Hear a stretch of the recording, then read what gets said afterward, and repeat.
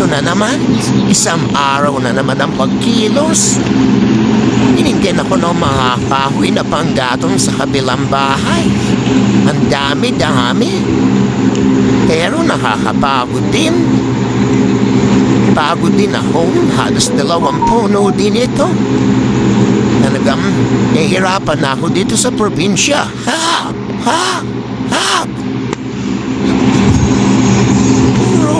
Puro parang trabahong buti pa sa construction. May sweldo, etong pangunguha ng mga kahoy. Ang hirap naman, nakakapagod talaga. Pero kahit pa paano makakatulong din ito.